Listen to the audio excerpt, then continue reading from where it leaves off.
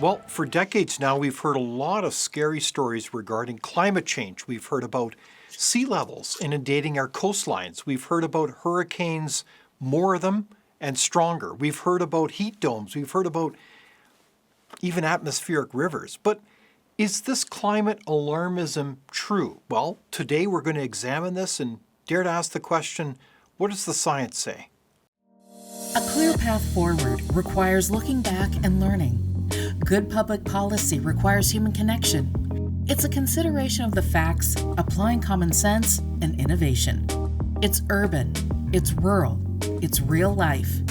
We all have something to contribute. We all have a responsibility to get informed because there's a little piece of Canada in all of us, isn't there? Let's learn on this path together. This is Leaders on the Frontier.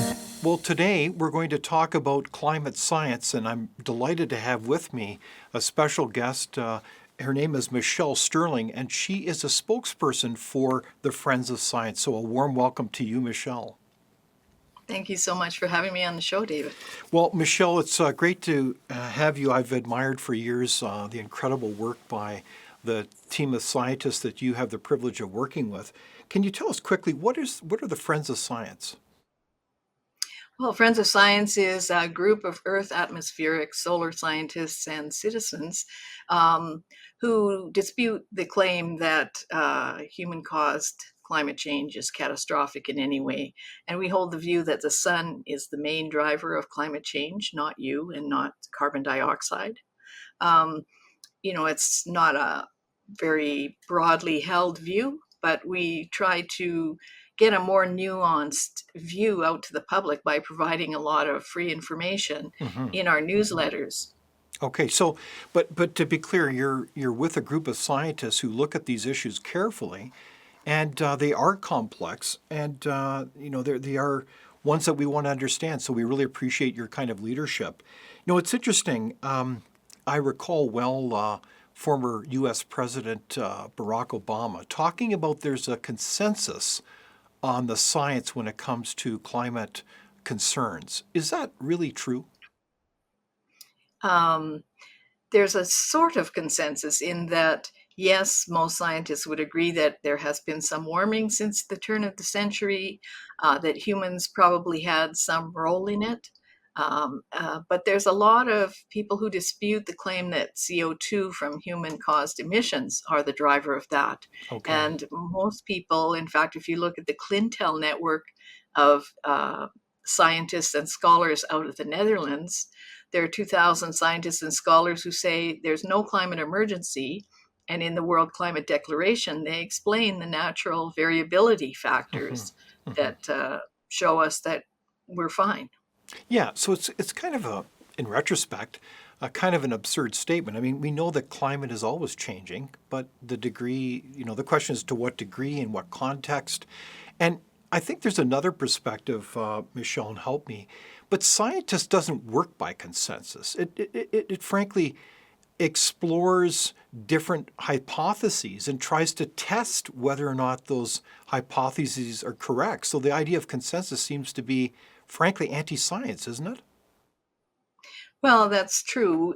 For instance, we have a video interview with Dr. Nir Shaviv, who says science is not a democracy. Science is about evidence. Yes, right. And we also have a publication that we put together back in, I think it was 2014, which is about the social proof of global warming and the 97% consensus and about herd mentality. So that examines all the data of these claimed consensus reviews, and you'll find that there's no consensus just statistically. Yeah, no, that's a very good insight, and it reminds me of I think there was a political scientist and sociologist. I think his name was Janis, who talked about the dangers of groupthink. I mean, you don't make decisions kind of through kind of a social consensus, as you're alluding to. You have to really use critical thinking, and we need healthy debate more than ever. So.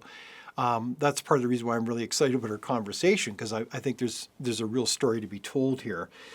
So I need your help then, Michelle, to talk about some statements, and if you can help me briefly respond to them. Like we've heard a lot about, well, let's just go through them rapid fire. We've got the statement by Al Gore talking recently about the oceans boiling. Is that true? Are the oceans boiling? No, the oceans are not boiling. And the oceans are very complex and they're a very integral role in modulating the climate of the Earth, because there's this thing called the conveyor that moves hot and warm currents all around the Earth like a great Hmm. big snake, and it's Hmm. always on the move, changing up and down. But and depending on how that conveyor belt moves heat to the surface, it does affect climate, but we can't control that. Hmm. Yeah, no, it's very interesting.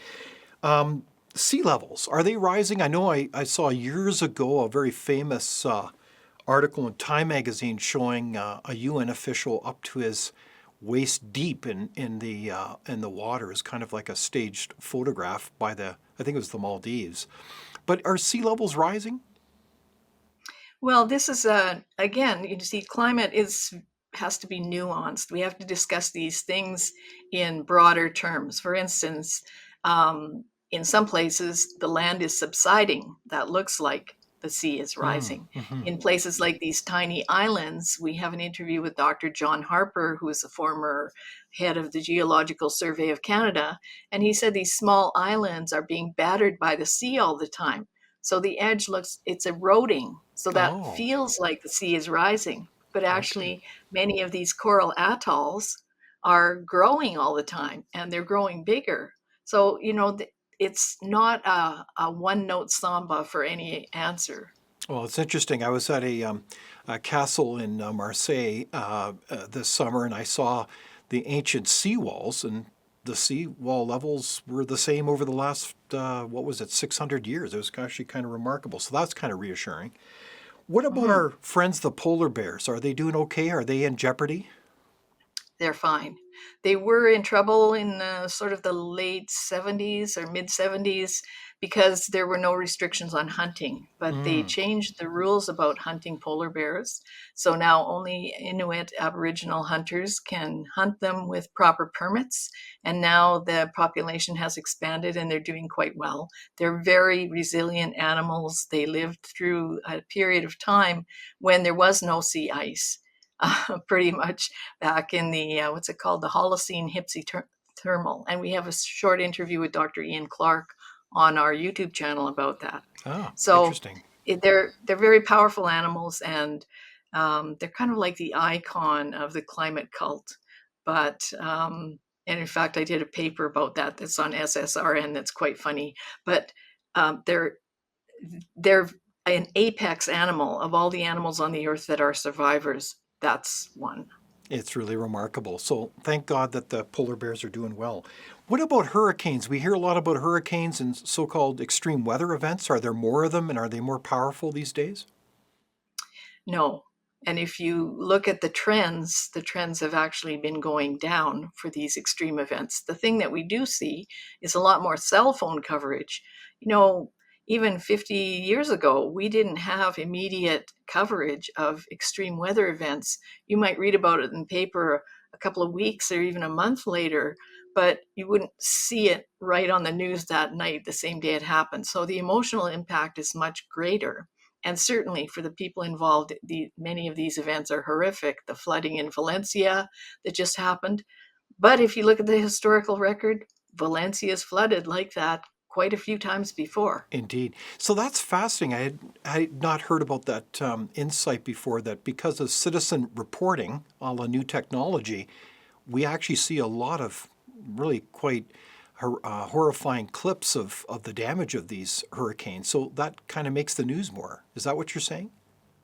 Right. Like news coverage used to say, and 2 months ago, monsoon hit this part of India, and this many people were injured, and there might be kind of a news story photo from the news wire, but that's it. But now you actually have people at that moment Hmm. filming Yeah. torrents of water pouring by. Yeah, so the emotional impact is much greater, and with the proliferation of social media, it's on everyone's phone. Hmm. Before, you used to have to go home after work, turn on the TV, and then it was only whatever your channel showed you that you saw. Yeah. No, that makes sense. What about the ice caps? Are Are they shriveling up and melting away? Well, there are two differentiations we must make between the polar ice caps. The Arctic ice cap is like a big ice cube floating around on a number of currents that flow in and out that are warm and cold. Hmm. And the Antarctica is a land-based ice cap. So if there's melting in the Arctic, and this has happened before, and in fairly recent history, like the Holocene hypsothermal that I just spoke of, um, this can be from the inflow of warm currents, that same conveyor belt and related ocean currents that I just spoke of. Um, so it can come and go, but it's not carbon dioxide that causes cold ice to melt. It's heat. Heat rises. Mm. Now, if you look at Antarctica, what's interesting is that um, there's a whole group of geothermal activity or like volcanoes under the ice. And it's a very active region on one side of Antarctica. Not to mention, they've found, by drilling way down, they found uh, an entire lake under the ice called Lake Vostok. So there are lots of things going on down there that, again, have nothing to do with you having a carbon tax. Okay, well, so that's reassuring again. So I guess part of this is, and I don't mean to, I know these are quick questions, but they're often messages or part of a narrative that we hear that are really concerning because I think all of us care deeply about the environment, but it's almost like the narrative is one of a kind of a doomsday scenario where the Earth is headed for catastrophe. But that's not what you're saying, is it? That's right. The Earth has been around a long time, and if you look at some of our Dr. Harper interviews or some of our past events that we have on our website, you'll see that these scientists are explaining how over, say, 600 million years, how we've gone from desertified situation to really a glaciation situation and everything in between, tropical, temperate, and it goes in cycles that are not regular, but they are dramatic. And it just shows you how little control we humans have. There are things that we can do to help ourselves in terms of like an urban heat island. There are effective measures we could take to reduce the impacts of that locally. But, we can't stop climate change on Earth. Okay. So then the whole idea that this is all human made and that if we just stop driving our car and driving a bike is going to make any difference is really kind of silly, isn't it? It's ridiculous. Okay. Yes. Wow. Well, it's certainly, I'm really looking forward to, understanding better the science. And speaking of science here, a lot of this seems to boil down to a gas called carbon dioxide. So is carbon dioxide really a pollutant? I guess the last time I checked, I visited a friend at his greenhouse and he's pumping carbon dioxide into the greenhouse so that they can better flourish. So I thought carbon dioxide was integral part of the life cycle of everything that we see. It is, and we're carbon beings, but carbon dioxide is not even registered as a pollutant at the federal level. So, and it's often confused with carbon monoxide, which is poisonous and toxic. And of course, in vast quantities, carbon dioxide does have a negative effect on humans, but nothing at the level that we're at now. I mean, even when you're in a conference room, the parts per million are probably 1,500 or so, and yet people are freaking out about 400 parts per million, and oh my gosh, we're going to warm the planet more than 1 or 2 degrees. Well, most places on Earth vary during the day about 15 degrees. Hmm. So, a couple more degrees will not hurt us, and it's not driven by carbon dioxide. And furthermore, the astrobiologists who are looking for other planets out there in the cosmos where we might be able to live one day, they look for a planet that is 5 degrees Celsius warmer than Earth. Oh, go figure. I did not know this, Michelle. So it's always fascinating to talk with you about this background. Well, I certainly do recommend your website. And one of the things I also recommend is a fascinating book by a former Obama official. I think he was, well, of course, Steve E. Koonin. And Steve Koonin wrote a fantastic book. I'd recommend it as well, called Unsettled: What Climate Science Tells Us, What It Doesn't, and Why It Matters. But he was the Undersecretary for Science in the Obama administration in the Department of Energy. And there's a fascinating quote I want to share with you. But the quote there is, quote, "We've got to ride this global warming issue. Even if the theory of global warming is wrong, we will be doing the right thing in terms of economic and environmental policy." And that was the former president of the UN Foundation. And I was just stunned by this quote, Michelle. And it begged for me the question, are we talking about the use of fear to drive forward different public policies that under normal circumstances people wouldn't accept? Is that part of what's going on here, Michelle? Well, I would say that certainly has become the norm within the climate community. There's a very good report that Dr. Tammy Nemeth wrote for the Alberta Inquiry that details the vast scope of the global progressive movement. And, these are people who want to dismantle conventional Western civilization and start over again with something new. And so, that's one very active angle. There's a group of people who are Malthusian in nature, the overshoot community. They believe that we're totally overpopulated and the world would do better with far fewer people, which, that leads to very dangerous public policy, as we saw in pre-World War Weimar German Republic. Wow. And that's where they got rid of useless eaters. And people are proposing things like that now to try and reduce your carbon footprint. In the UK, the National Health Service has a net zero public policy for the health service, and there are papers being issued where it's called Geriatrics in a Time of Climate Change, where they're actually measuring the carbon footprint of a frail person against the national carbon footprint. Wow. So let me understand then. So you're saying there's a lot of different motivations for people advocating this kind of fear narrative.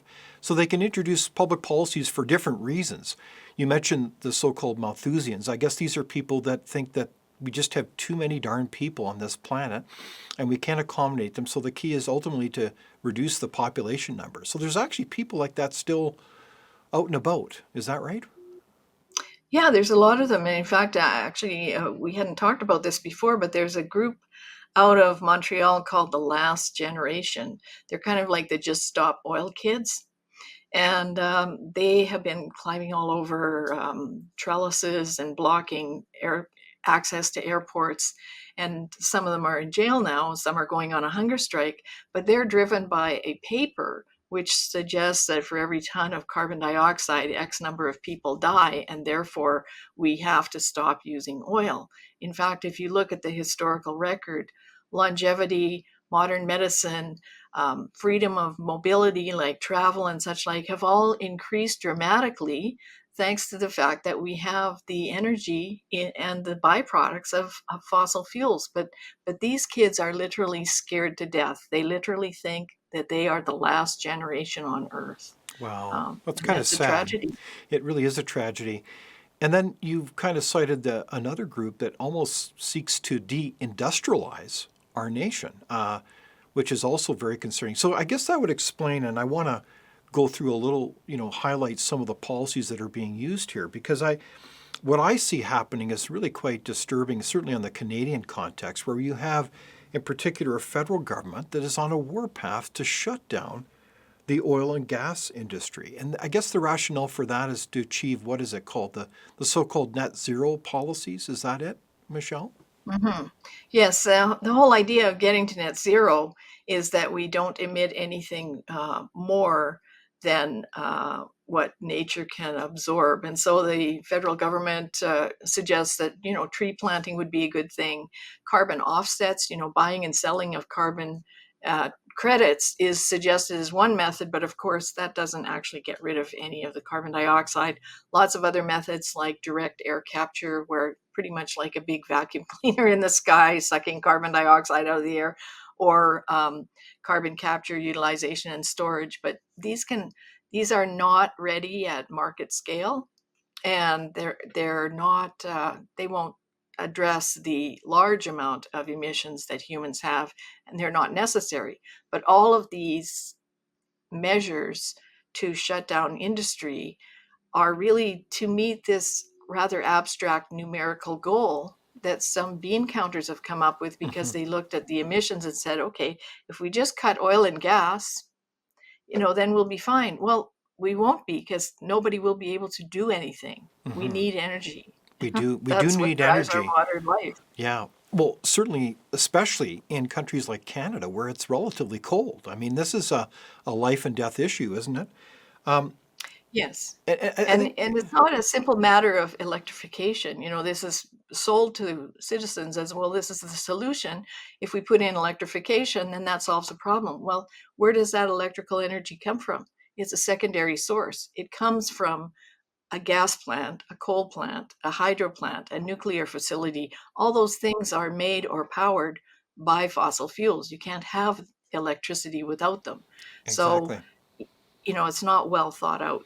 Well, I mean, I've been to many First Nations as an example. Everybody knows that the key there for many of those remote communities is diesel powered generators. So if you don't have diesel, you're done.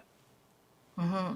Yeah. So the carbon tax then is another example of policies that have really been used in a very widespread way. It's gone cascaded right like a domino right through the economy, and has really created a lot of inflation and misery in people's lives as they go to the grocery store. Anyone can see that, or go to the pump. But does the carbon tax make any difference in the likelihood that somehow global warming will be mitigated? No, it doesn't. Because, first of all, fuel costs are what's called inelastic. Hmm. People can't do without them.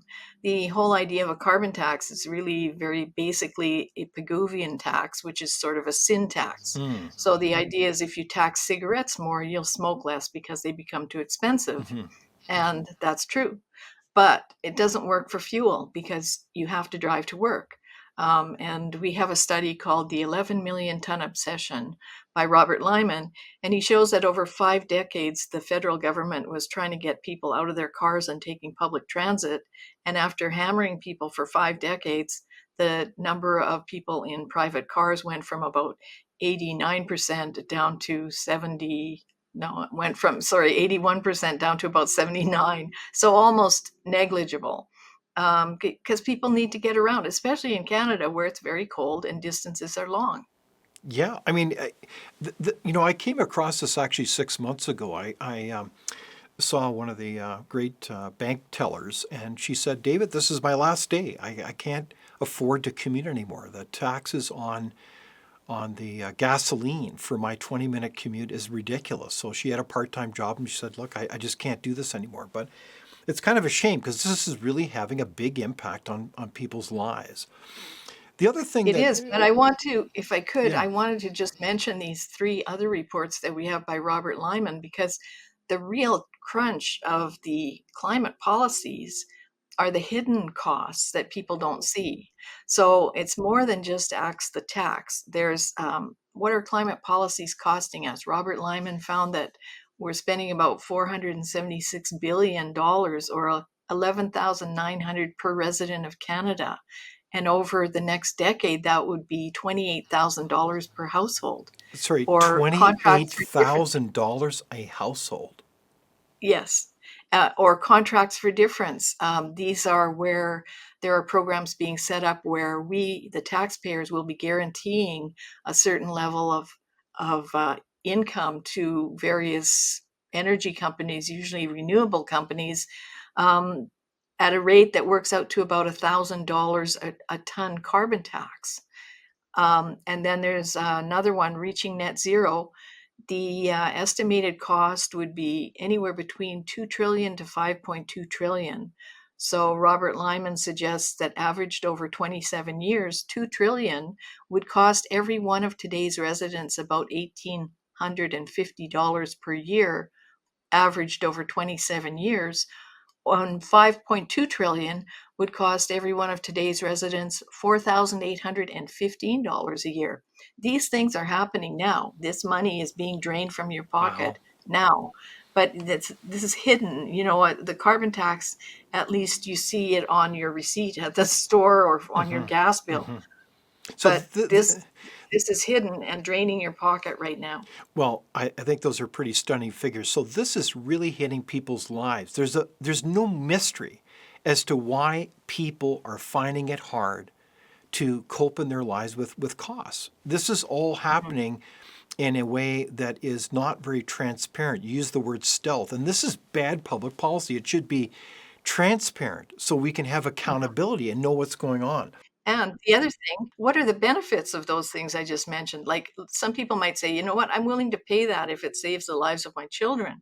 But he did another report on cost benefit and found that even if all these policies were instituted and met, by 2100, we would have reduced global warming by 7 thousandths of a degree Celsius. Yeah, so this is absurd. So these people are designing policies that essentially have their hands in our pockets and we don't even know it.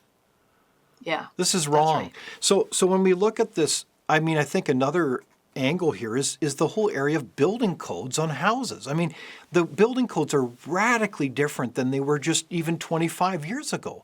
And that puts a tremendous increased cost on every house, doesn't it, Michelle? Yes, Robert Lyman did another report for us called Forget the Dream House. And he said that the net zero building codes probably add about $100,000 to a house. Yeah. So you wonder, why is the middle class being destroyed? Well, gosh, they've got us coming and going when it comes to all these regulations. It's not just carbon taxes, it's changes in building codes. This is really adding up, all because someone believes they are morally and ethically justified to create their sense of utopia based really on arguably what is not based on the science. Am I being too harsh about this? No, I think that you're quite correct. And I suggest that people also look at one other avenue that I've only recently become aware of. But, um, the whole baby boomer generation is fading away. And when you talk about net zero 2030 and net zero 2050, these numbers actually happen to coincidentally coincide with net zero 2030 is when all the youngest of the boomers enter retirement, and net zero 2050 is when all the boomers will be gone. So there's a tremendous transfer of money going on in that time period.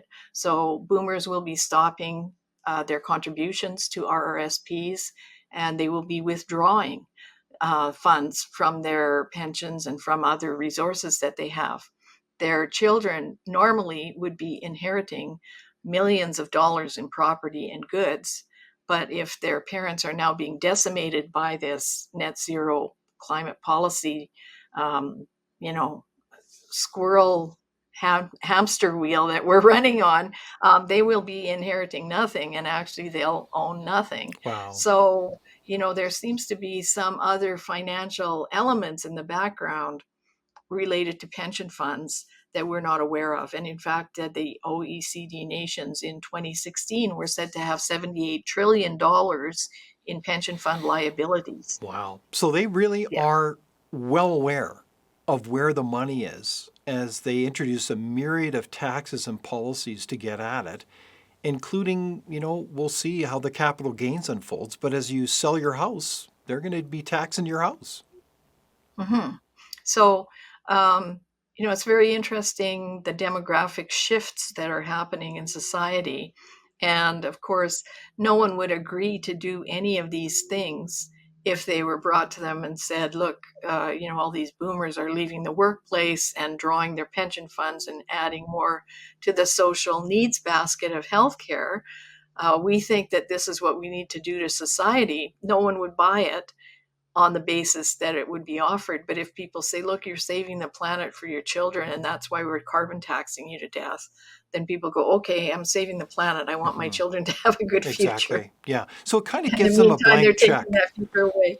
but it Yeah. kind of gives them a blank policy check, a kind of, dare I say, a moral blank check or Yeah. rationale to kind of incrementally do a whole slew of really thousands of measures.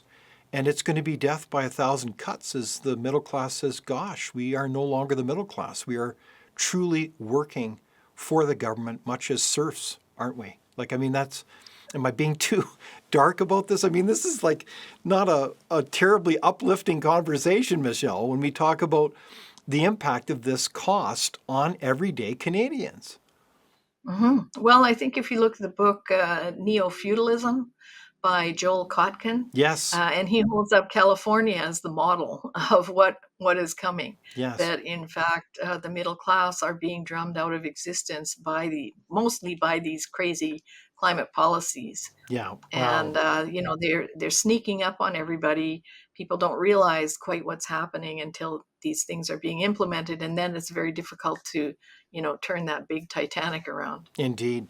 And when we talk about cost, let's be really clear. It's not just the monetary cost and how that disempowers our choice as citizens to make choices for the good of our lives and our families. But it's also, I believe, it's the health cost on people. Like I've just seen, like you have all kinds of analysis regarding the mental stress, the depression, the levels of anxiety among so many young people. And a lot of this does relate back to many variables, but in part due to the concern about the doomsday scenarios that somehow the climate is all going to come crashing down and we're all going to be doomed. How can you tell us more about your perspective on that cost?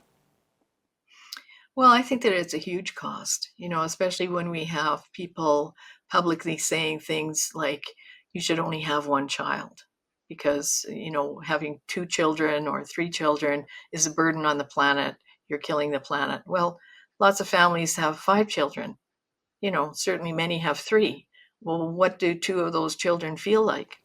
Yeah, wow. Hearing things like that. And this is being propagated also in schools. So, children themselves grow up with this dark cloud over their heads and a Hmm. feeling of guilt, inherent guilt for surviving, when really the original foundation of Western civilization was that human beings are a miracle, that babies are a miracle, and that we're made Indeed. in the image of God, and that we are intended to be creative and fulfilling individuals with a hope and a future. And that's how Western society developed because people, used their skills and talents with joy and hope and optimism rather than being cowered in their room and turtled and afraid of the future and feeling like they're bad and horrible people. Exactly. I think you're onto something, and it shows almost like a kind of a disregard for how special every human being is, made in the image of the divine. And it begs for me the question, what's the mentality of these decision makers who rather look at human beings more as tools to be used as they seek to build their utopia, and dare I say, the ends justify the means? Am I being too cynical, Michelle? I don't think so. I think that when we've seen, people like Yuval Noah Harari at the World Economic Forum in Davos, and in some of his own interviews where he's talking about how the age of robotics and AI means that all people will, or most people will become useless eaters, just a burden on society. As I mentioned before, that was the mentality in pre-war Germany. So many horrible things happened in the Weimar Republic as an economic solution, where people who were seen to be a burden on society were taken away and offed, and unfortunately, I see a correlation here with the emphasis on MAID, medical assistance in dying. Uh, this seems to be an easy way to deal with people who normally would have been given medical treatment. Hmm. Just make the waiting list so long Hmm. that people give up and say, "Okay, I'll take it. I'm in so much pain." Yeah. When if we had an economically prosperous and viable Canada as we used to have back before the Paris Agreement, many of the people could get treatment. We would have the money to hire the best people and to get more facilities going and shorten those waiting lines, or to send people out of province for treatment and reimburse them. So, if you have economic decline and degrowth and deindustrialization, you certainly can't have more and better healthcare. Indeed. because Yeah. healthcare costs money. So yeah, so these issues, these policies are having a big impact on Canadians' lives, the affordability, the quality of life. So I guess my question would be though, in the international stage, we know that Canada's an incredible country. In principle, we should be the richest, most prosperous nation in the world. And we know that our, effort to deindustrialize our country is in complete contrast with the incredible demands on energy from countries such as, oh, what are they again? Oh, yes, China, India. I mean, the list goes on and on. So, Mhm. why would we as decision makers almost kind of go on this, self emulation exercise to destroy our own country in some measure? Like, why do you think, what's driving this, Michelle? Well, I think that, we're not very conscious as a nation of geopolitics. And because we're isolated, we're only alongside the US, and we really don't understand what's going on in other countries around the world. But for instance, there's a rare metals war going on in the world. Rare metals are all the special kinds of metals that are quite difficult to mine, that make up all the components of high tech equipment. So they're in very high demand. Well, we have lots of them in Canada, but we're not really able to exploit them because we're destroying our economy and setting up so much regulation that countries don't, or that companies don't want to come and invest here like they used to. But at the same time, we find that China is interested in building a polar silk road over the north. China was Hmm. visiting in 1990 up there. Um, so, we have all these critical minerals and resources that the rest of the world wants. Why wouldn't our competitor nations in oil and gas, why wouldn't they want to destroy our country and our prosperity, so that then we're really vulnerable, and it's open season on Hmm. Canada because all the things that Hmm. we have, the world wants, but we're not in any position to Yeah. defend them, and we're not defending them. Like even when the tar sands campaign was fully going on in public as a green trade war, um, lots of people in Canada were like, oh, no, no, they're saving the planet. Shutting down Hmm. the oil sands will save the planet. Well, that's nonsense. All of our competitors on the global market and in geopolitics were like cheering, like, yes, that's great, watching our resources being constrained while they got a bigger market share. Indeed. Yeah. And so what I find fascinating, and I know that you've spoken to me about this, is that over years there have been campaign after campaign after campaign for years by different activist groups to shut down the oil sands, to really push all kinds of environmental legislation. And you've described it as a kind of a cartel, an environmental industry. Can you tell us more about that? Well, in the States, the U.S. House Judiciary Committee is now looking into what they call the climate cartel. And prior to the establishment of their inquiry or review, um, there was a paper written by Matthew Nisbet in, I think it was around 2018, and he was looking at the cap and trade, strategic philanthropy in the post cap and trade era. That's what it's called. Mm. And he was looking at about 14 or so of the largest philanthropies, most of them in the States, but some from outside the States. They'd all joined together and formed a thing called Climate Works. And Climate Works made up of all these philanthropies. So they've got money to burn. They can throw it away any way they want. They don't have to answer to shareholders. So they've been funding all of these environmental groups, most of which are charities, which then, get tax subsidies and they get tax subsidized donations. Anyway, Hmm. they set up a plan called Design to Win, and they wanted to set up two cap and trade systems in the world. They wanted to establish new industries like EVs and um, um, everything new, heat pumps, all the things that they're trying to push on us. And and you might imagine that they would be perhaps looking at the world and saying, hey, why don't we reinvent a post-World War II economy by recreating all the things that we already use? So the car was a big seller after World War II. Let's make it EVs now, because then we'll also have to build out the power grid, and that will stimulate the economy. But none of these things work, and most of them were thought up by futurists and not by engineers. But this is now a behemoth, a huge, huge group of well-networked activists around the world. Part of it is, like I said, in Tammy Nemeth's report for the Alberta Inquiry, and part of it is this climate cartel. They've now infiltrated all of the banking sector as well. And so the whole world of finance and climate ideology are now bound up in one. And it's very difficult to argue with this group, because obviously they've got the iron rice bowl, so they're feeding each other, right? Yeah.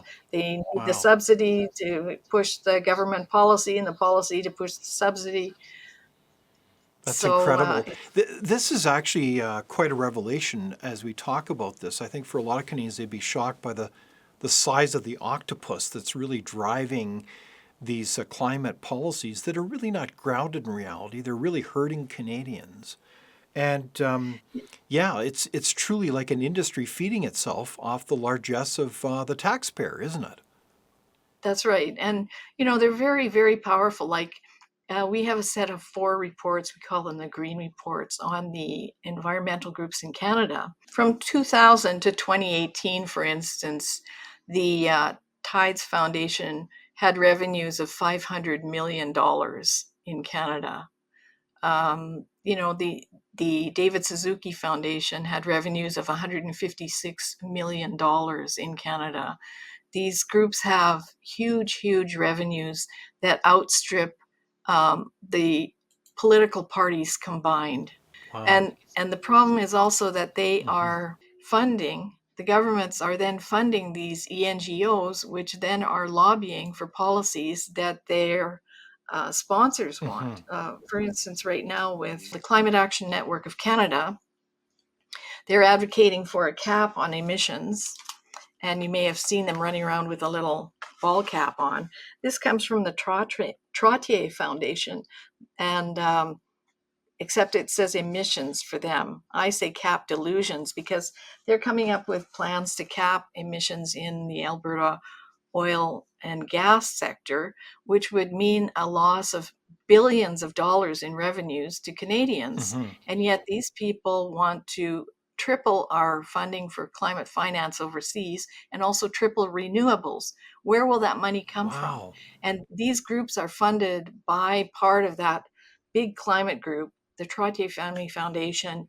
You can see an article that their CEO wrote about the good times that they had at COP28 last year. That's where they were handing out the cap emissions caps. Okay.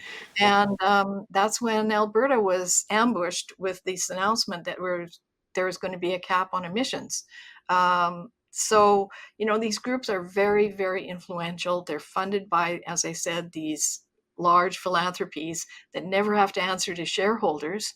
So they can hand out all the money they want, and they're feeding all these little green groups. Wow. And of course, a lot of the people working in these organizations are young people who've been brought up on this ideology. They truly believe they're saving the planet. And because they don't understand how energy works, Okay. some of them are even unable to understand that to make wind and solar, you actually need a lot of oil, natural gas, and coal. Yeah. So They don't understand that basic. yeah. So the bottom line is that there is a large octopus that's well funded by a lot of foundations, by in many cases wealthy philanthropists, but ironically often by the governments who fund them to do their bidding. And so they're almost like they're proxies advocating for radical environmental policies that don't serve Canadians, we could argue. So this is really quite an insidious kind of monster within us that's doing its work and then having a huge impact. What about the media? As we kind of wrap up our discussion here, Michelle, does the media play a role in this? Are they helpfully speaking truth to power and getting at the facts and evidence and getting at this, or are they with their government funding? I know there's some 2,000 media outlets in this country that are funded by the federal government.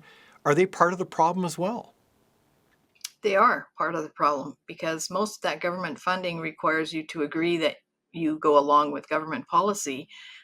Secondly, no one wants to be called a denier, so it's like a personal thing they're afraid of. Hmm. And thirdly, a lot of them are owned by corporations who have had visits from groups like NEI Investments, which is an activist investor, one of the signatories to the Montreal Pledge of 2014 of the United Nations Principles Wow. for Responsible Environment. And the signatories to the UNPRI sit on assets under management that are valued at $121 trillion. So they've turned investment into activist investment. That's also the source of a lot of the DEI stuff that's coming down the pipe. And so the people comply because these investors show up and say, you know what, we think this is what you should go along with. And they go, okay, Okay, you're our so investor, we'll do it. let's just break this apart so we understand it. So you're saying that there's also investor groups that are on board with diversity, equity, inclusion, and radical environmental policies, and they put pressure on companies that in turn own media companies that carry that message.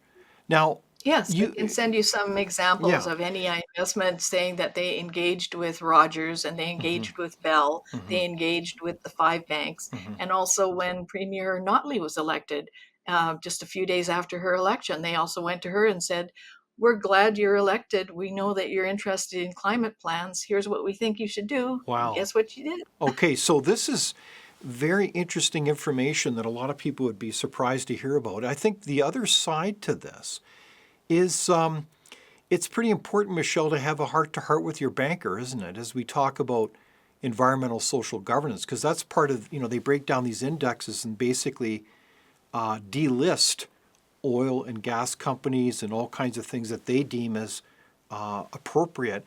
So they're part of the problem too, aren't they, Michelle? Yeah, and it's hard for them to fight back because they're under the umbrella of the Office of the Superintendent of Financial Institutes.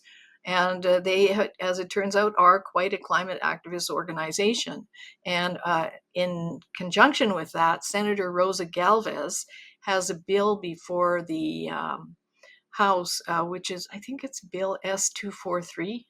And this is related to climate finance, aligning climate finance, meaning that they're trying to get insurance companies and banks to choke off the financing for any energy company that's not a conventional energy company. So any fossil fuel energy company. And some people have looked at the bill and said, you know what, maybe this even means down the line that a bank could say, oh, you want a mortgage for your house and you don't have a heat pump, you have a gas boiler. Uh, Oh you my. know, So that's yet again another speculative, example. but So mhm. they're also pursuing these policies now at the municipal level in some measure as they put in more and more bicycle lanes that few people use, certainly during winter months. What are you seeing there at the municipal level? The municipal level is something that people have ignored for a long time. And unfortunately, that's where there's a huge infiltration because cities have a lot of money. They have big pension plans. And most of these pension plans are in some way tied to the UNPRI.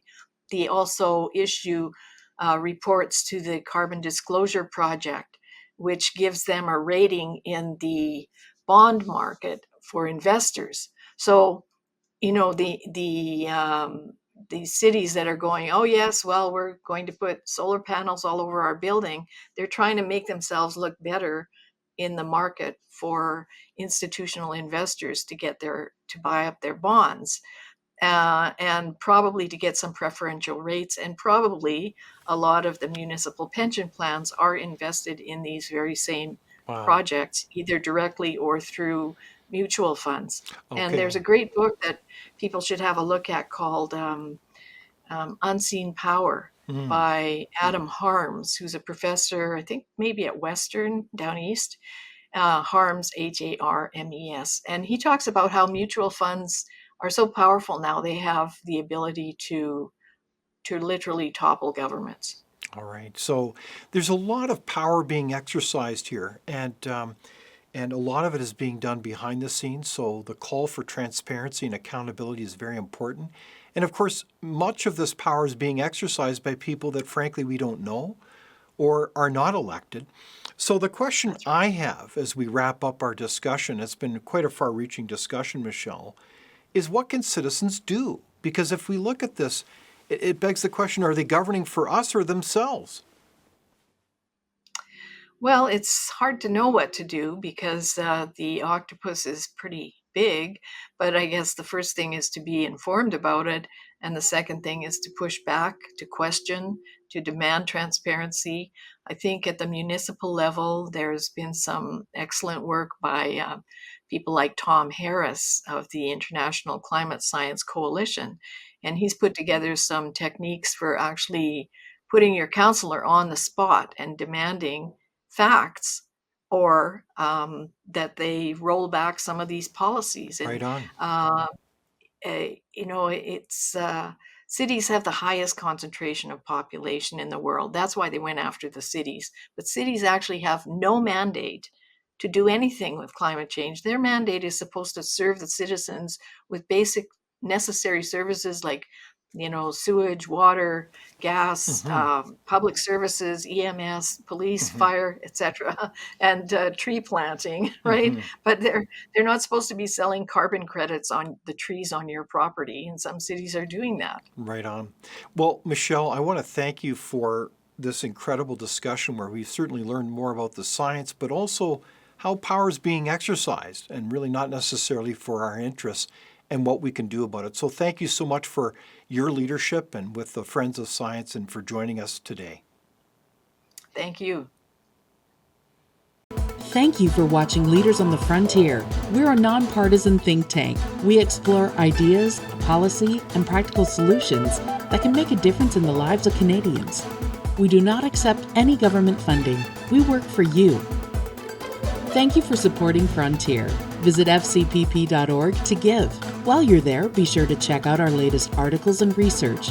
Without open discussion and debate, you're not thinking, nor are you free. Comment below. We'd love for you to join the conversation.